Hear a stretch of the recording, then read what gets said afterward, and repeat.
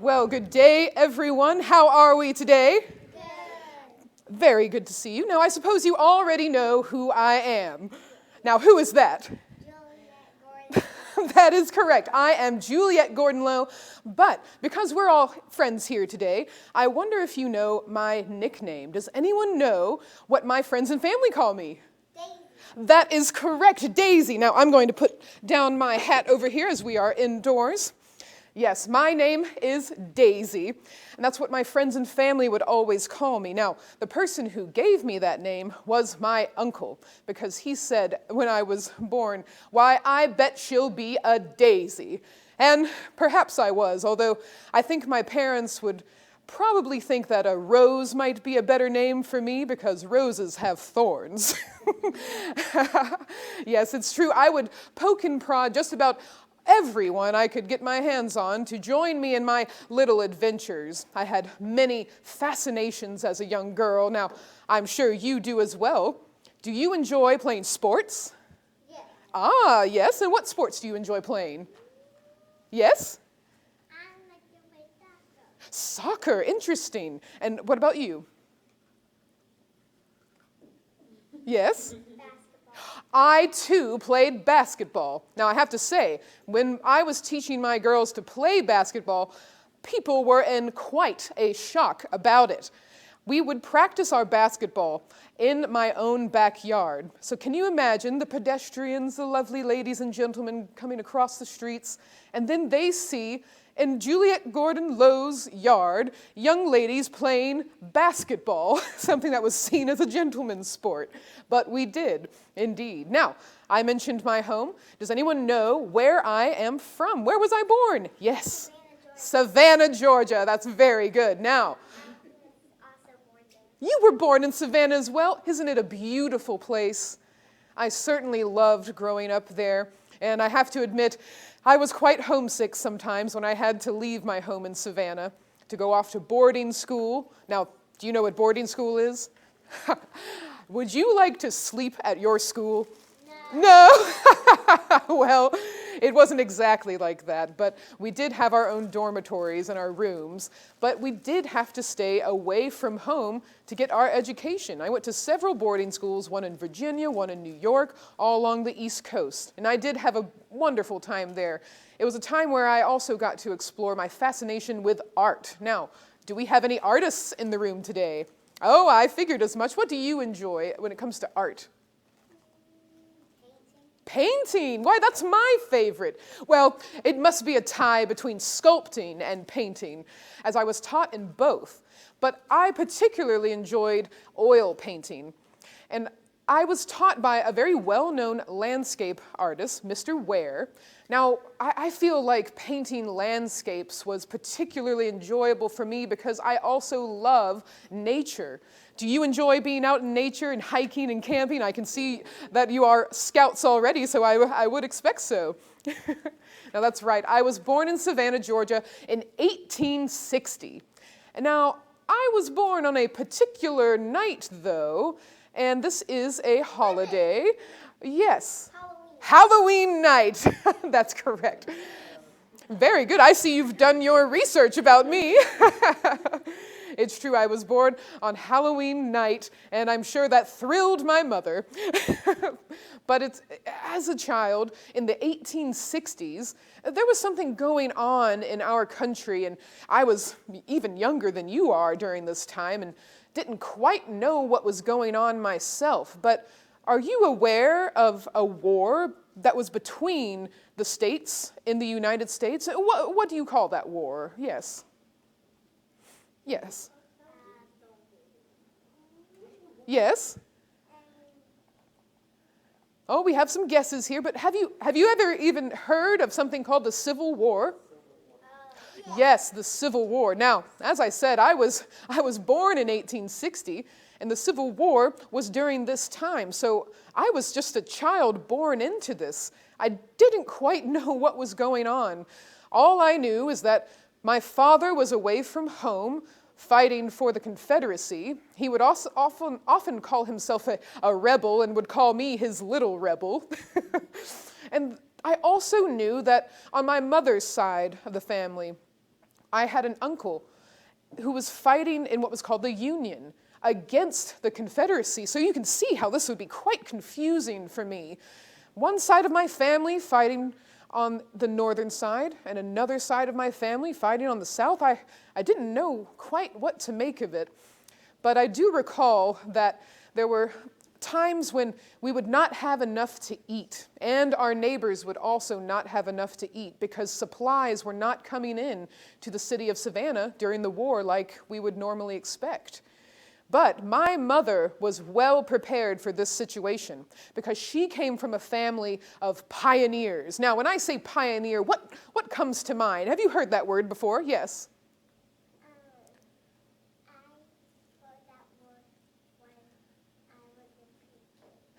So you've heard the word pioneer before. Now, do you imagine people, perhaps they're known as settlers as well? You might think about people out in the wilderness. Now, my mother's side of the family founded the city of Chicago. Do you know the city Chicago? And it's quite a big, bustling city, isn't it? But when they were there, it was still wilderness. So they had to learn how to survive on their own. So my mother, through her mother and father, learned how to cook for themselves, grow their own food, make their own clothes, even make their own shoes.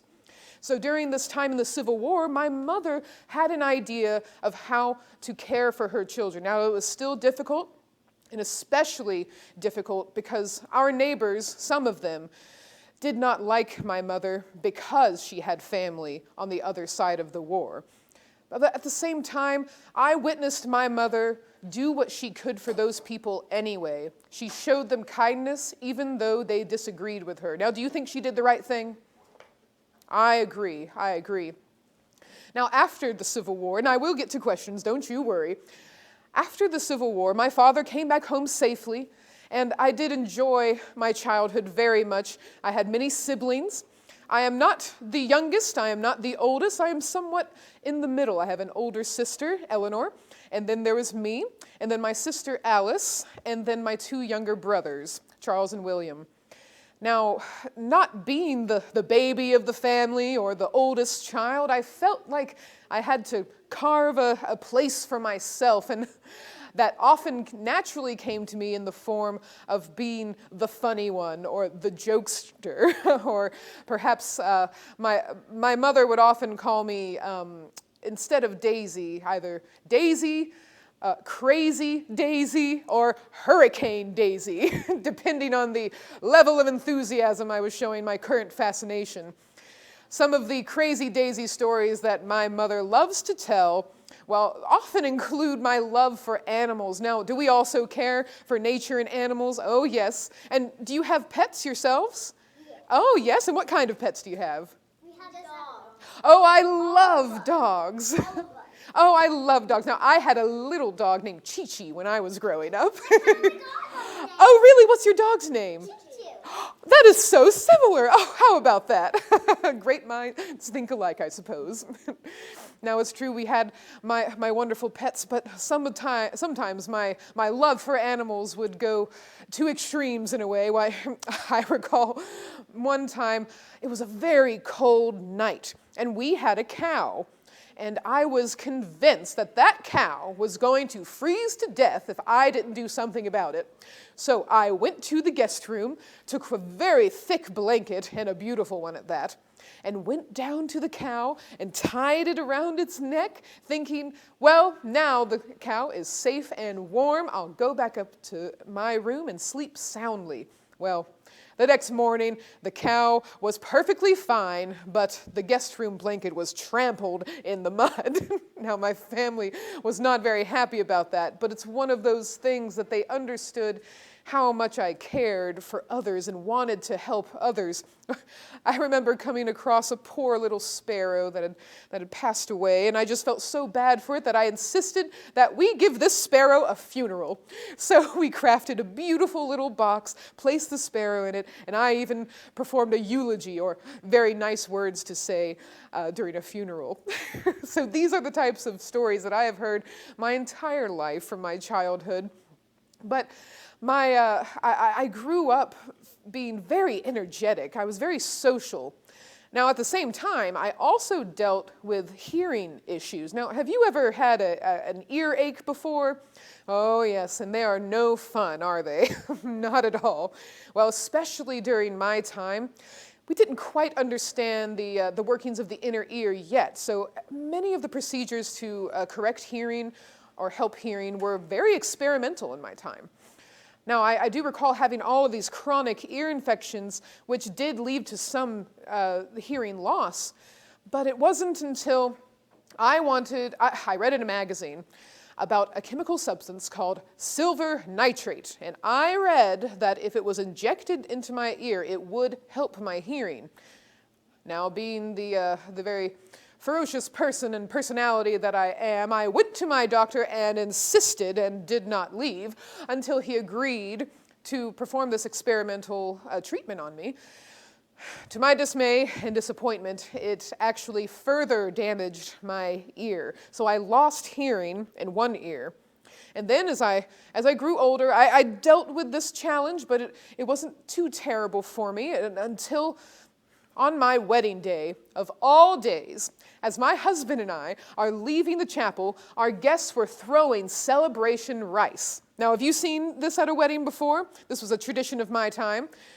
One of those grains of rice lodged into my good ear, and I had to have surgery to have that grain of rice removed, and while it was removed, it damaged my good ear. So here I was, a newlywed, expecting my life to go in the direction I had hoped. I wanted to become a devoted wife, a loving mother. And I was suddenly faced with this large challenge, not being able to communicate with my husband, with my family. We had also moved to England, where he was originally from and his family's from. So I was away from home. And then another blow to my life was learning that I could not have children of my own.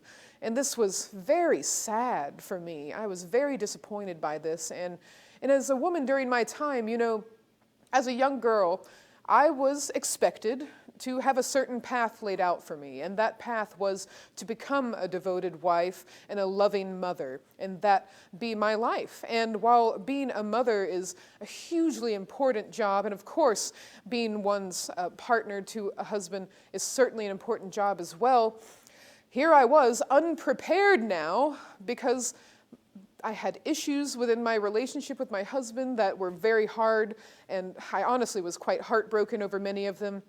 And then to know that I wouldn't have a family of my own, it was a tough time for me. But at the same time, there was also a new path laid out for me. And this was a path that I had never expected.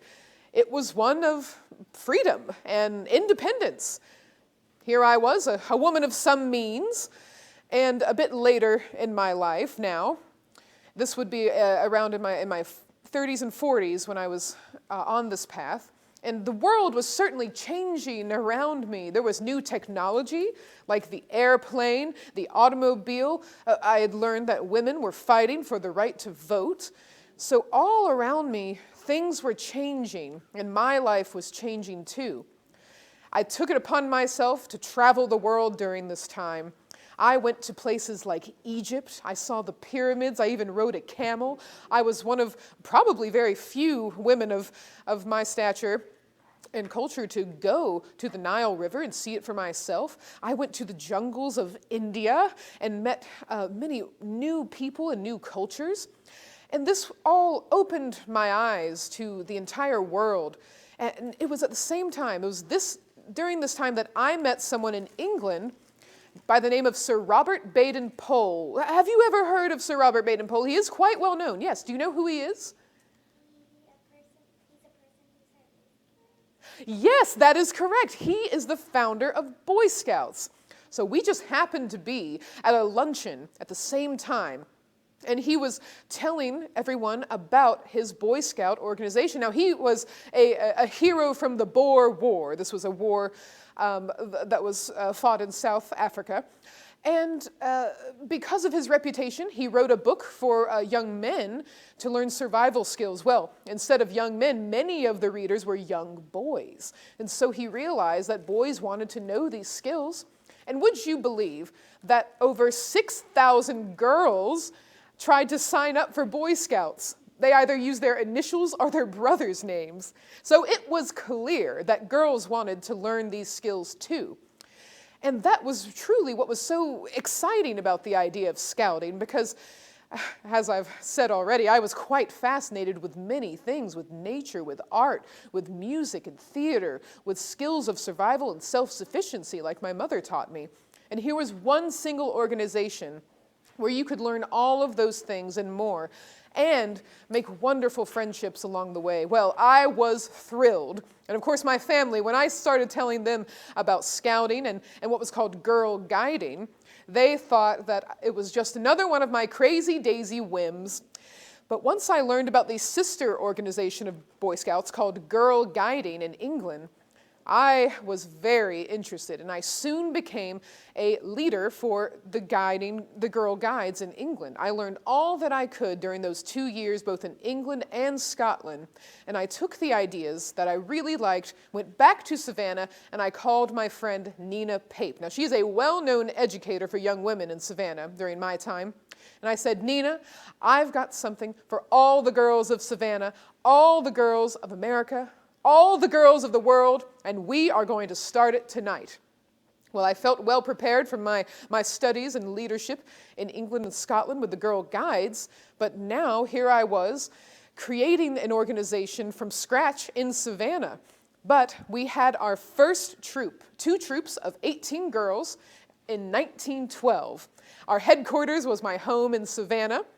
And soon the numbers truly did rapidly grow. And of course, I was using my social connections as well. My family was very well known in Savannah. So it wasn't too difficult for me to start it in Savannah.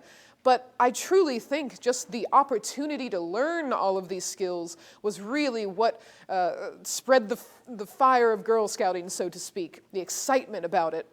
And soon enough, within the next few years, we grew and grew and grew outside of Savannah, outside of Georgia, and soon we had our headquarters in Washington, D.C. And as I speak to you today, from my perspective, in 1920, we have a headquarters in New York City with over 80,000 Girl Scouts.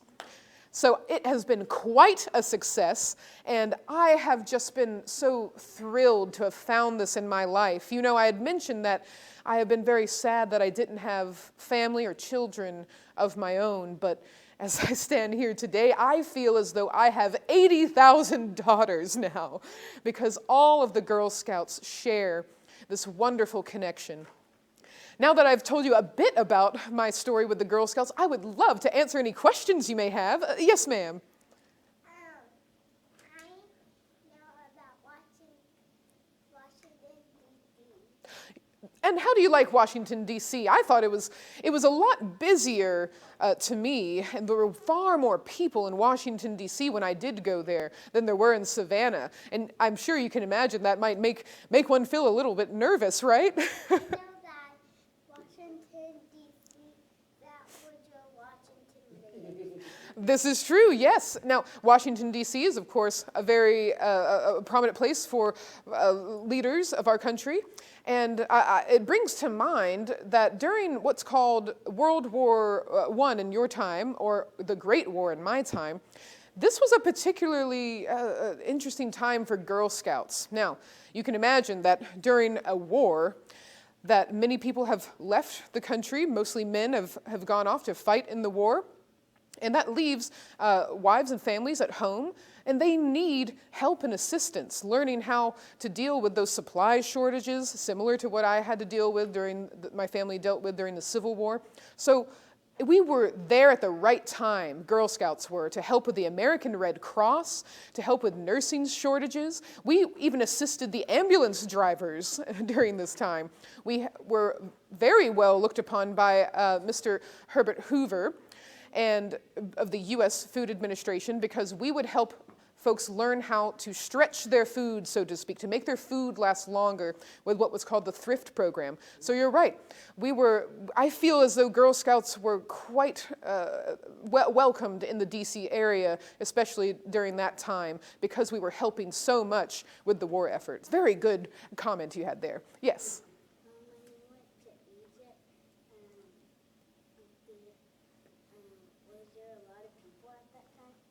Oh, yes, yes. Egypt had a fascinating culture, and to learn about its history, I mean, history that goes even further than our own American history. It was fascinating to learn about other cultures, to eat other cultures' foods, to walk the streets of the Egyptian markets there. And of course, I was taken well care of. Now, I had friends and associates in the military, and that is why I felt very comfortable traveling to places where there was a British presence. So I would go to Egypt or India, but there would also be countries that I was more familiar with since my husband was from England, and I had traveled to Europe previously in my childhood. So I had been to places like France and Germany. I had even, outside of Europe, I had been to Canada as well. And of course, you can imagine recruiting for Girl Scouts, especially now in 1920. I am going across the country to tell everyone I possibly can about Girl Scouting. So yes, I have traveled quite a bit. Oh, we have a question right here. It's not a question, it's just that I wanted to go to France, but my uncle was going to go, but he can't. Oh yes, France. I do hope you have the chance to go to France one day because it is full of beautiful art, especially in architecture. The art was what I was particularly interested in, and it was in France where I took some art lessons, you know. So being immersed in the culture of France and the art that was there, it was a truly wonderful experience for me to learn from a professional in France itself. Yes? Have you been to all the states in the country? Oh, yes, I've been to many states. Now, I wouldn't be surprised if I had been to just about every state here, because I am traveling the country to talk about Girl Scouts. Now, that could be one-on-one conversations with women that I'm hoping will lead troops in their community. It might be the girls themselves. We might go on camping excursions where I am there as well. It might be banquets where I'm speaking to lots and lots of people. That brings to mind a funny story. Now, I told you I do have hearing problems, so they get me in some funny situations, but I do believe that my friends and folks who know me understand. But I was at one banquet, and I saw that everyone was rising up to give what's called a standing ovation. Have you ever given someone a standing ovation where you stand to clap to show them that you really appreciate them? Exactly. Well, I saw everyone giving a standing ovation, so I didn't want to be rude. I stood up myself and started clapping as well, to learn that they were awarding me. So here I was standing up and clapping for myself. It was quite silly, quite embarrassing, but I think that most people have learned that I truly enjoy bringing fun in people's lives. It also brings to mind all the times, you know, I was born in privilege. My family did have wealth of their own, but we were not the richest. Now, my husband's family was far more wealthier than I was, and in fact, he was expected to marry royalty, and so there was a bit of tension between he and his father when Willie, my husband, decided that he wanted to marry me and not someone of the same social class. So, but it still brings to mind that I had this opportunity because of that, and I took advantage of that, to travel the world, like you said, to talk to other people, and I must say, to fund the Girl Scouts. The Girl Scouts in the very beginning was self-funded. I recall I had to sell my best pearls in order to fund Girl Scouts for another year. But luckily, as I speak to you here today, we are now learning of new ways to gain revenue to support the Girl Scouts. And one troop, I believe they're in Minnesota, they're called the Mistletoe Troop, they had a very successful bake sale. Do you think that's a good idea? Yeah. Okay, well, perhaps I'll let them know that you also think a bake sale is a good idea. They would sell shortbread cookies. Have you ever had a shortbread cookie? Oh yes, they're among my favorites as well, and I do believe that we'll include a recipe sometime in our new magazine. Yes, ma'am? You know what those shortbread cookies are called? Oh yes, yes, and perhaps we'll have more varieties, but I think we'll start with the fundraising model of cookie sales. That might be very good, but of course we also have uniform sales, we sell our manuals as well. But you don't necessarily have to be a Girl Scout in order to live the Girl Scout rules and codes and beliefs.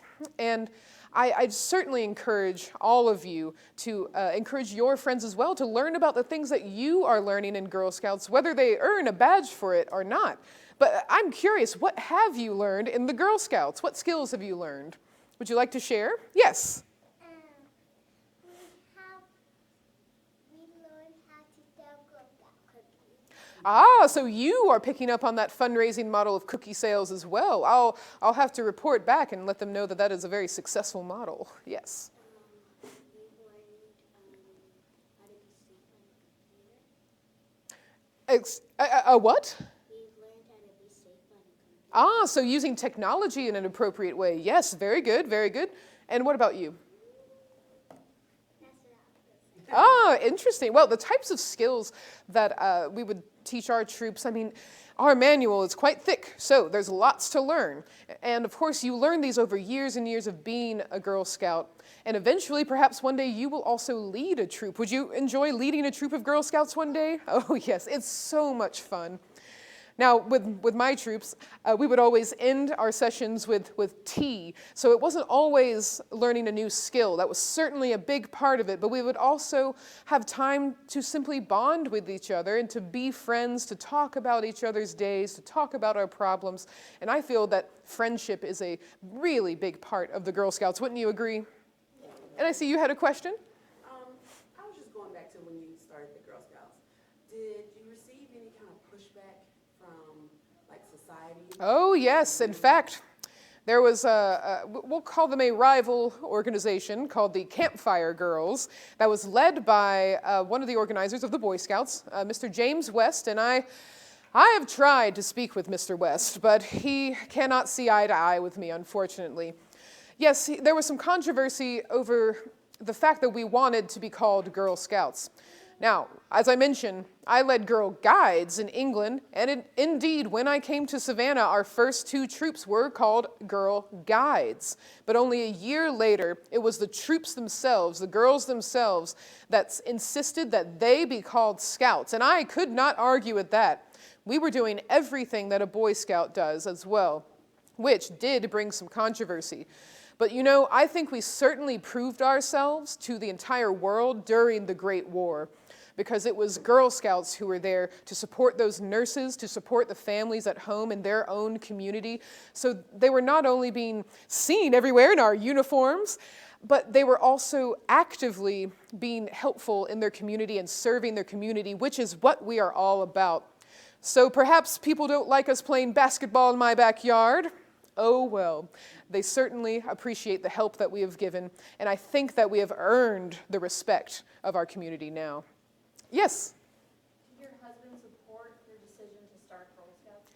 Well, my husband, in a way, didn't have much to say about it, because while we did not divorce, we did separate by ourselves. So during my time as Girl Scouts, we've been separated for a number of years now, and that is the situation that we're in. So I will say that it was looked down upon for a woman of our social class. I mean, we were invited to balls, to royal balls and banquets. I mean, we were of the upper tier, of course, but that I never really connected to that society. And I always felt a need to help those, to be useful. And my husband and I did not see eye to eye on that. He did not like the idea of me going to the poorer communities and helping the poor working class girls. But as I am quite full of perseverance, I did it anyway. So no, we did not see eye to eye, and there was quite a bit of controversy, but I feel that even in my own family, that I have earned the respect, and that the Girl Scouts have earned the respect of our community as well. Very good question. Now, do we have any other questions before we conclude our time? Yes? It's not a question again. Oh, you're very talkative as well. Oh, I love it. It's that me and Skylar, like right here. Yes. We traveled to another country. Wow. And it was Mexico. You went to Mexico. Now, wasn't it fascinating to learn about another culture? Was it very different from your home? And you got to meet other people, didn't you? Yeah. Yes, yes. So that was a large part of why I truly enjoyed traveling as well. You know, being in Savannah for much of my life, you wonder about what else is out there, but I was very fortunate that I was able to travel, and it's only because I am a woman of some means, of some wealth. I had the opportunity to travel the world. I do hope that others, especially our scouts, can at least travel this wonderful country of ours. And, you know, it's in the works that we are going to be forming Girl Scout camps as well, so that Girl Scouts can travel all over the country and meet other Girl Scouts and bond with them as well. Now, I think at this point, I will take one more question and then introduce you to someone else. Yes? Did you do anything else besides Girl Scout? Well, you know, the question was, did I do anything else besides Girl Scouts? And before Girl Scouting, as I had mentioned before, I truly expected that I would be at home for my life and I would be socializing during the social seasons with my husband and simply being a devoted wife and hopefully a loving mother. But as that did not happen, you know, I had to take that other path. So before Girl Scouts, it's true that I did volunteer. I did make a point to volunteer with working class girls with the poor communities. Like I said, my husband did not agree with that. But as far as career-wise, I thought perhaps I will be a painter, and that's why I trained. Or perhaps I will be a sculptor, and I also trained in sculpting. So art was the only other venue I could see or path I could see for myself until I discovered Girl Scouting. Very good question. Now, at this point, I will say goodbye to you as Juliette Lowe, so please give me your appreciation as you would anyone else. Thank you, thank you, thank you. And now I'm going to transform into Libba, the person playing Juliette Gordon Lowe. So let me get my glasses too. But thank you all for your wonderful questions, for coming here. So now we can talk about the things like, you know, when did Juliette Gordon Lowe pass away? And how has the Girl Scouts changed after Juliette Gordon Lowe? I'll tell you a little bit that I personally love portraying Juliette Lowe because she did have so much fire in her, so much perseverance. And for her to overcome her challenge of deafness, I think that she is an unsung hero for people with disabilities. So for her to overcome that challenge, to overcome the challenge of being a woman during her time, and to speak about the end of her life, what's interesting is that she developed cancer. And of course, during her time, cancer was not well understood. And while she did try to seek treatment, she she eventually does succumb to that. But even at the same time, even the months before when she knew she was very sick, she was still going across the country recruiting for Girl Scouts. So she truly loved it. She was even buried in her uniform with a little note from the Girl Scouts that said, "You're not only the first Girl Scout, you are the best Girl Scout." And that's always stayed with me. And hundreds of Girl Scouts attended her funeral. She was very well loved. Are there any other questions I can talk about? Yes?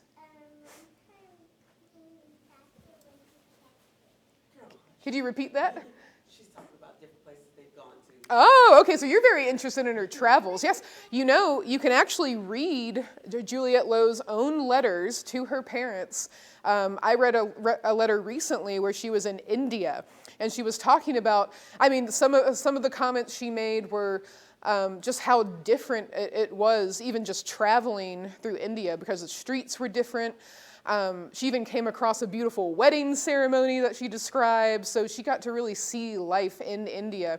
But the reason that she could go to all these different countries is because she had connections to the British military, and the British military and government was still in India, still in Egypt, and of course the European countries she was familiar with, as many people of her class would make a point to travel to France and England and Scotland and the like. Yes? Did you go all to 50 states?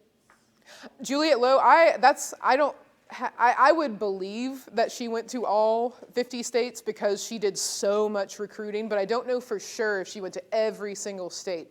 But she did go all across the country recruiting for Girl Scouts. She was that dedicated to it, yes. So that's a lot of work. She really, and of course I need to mention that she also relied on the help of others. I mean, it wasn't just Juliette. She was really good at getting people in her circle fired up about Girl Scouting, really excited about it.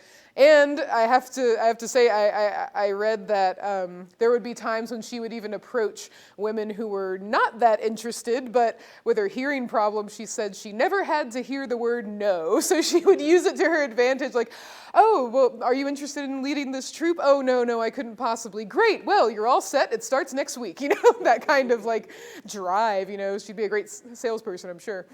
But yeah, any last questions or comments? Yes.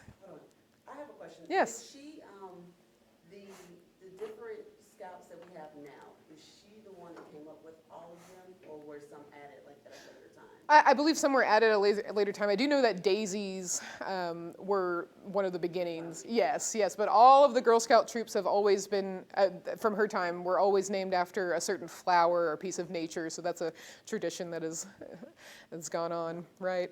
Well, thank you all for joining us today. Really appreciate it. I'm so glad to see our Girl Scouts here. And yeah, I'm just so glad y'all are fascinated with Miss Lowe's life as well. She's got, there's lots of great books on her, so and you can also read her personal letters as well, which is really cool, just with a quick online search. One last question? We made a biography book, and one of the people was Juliette.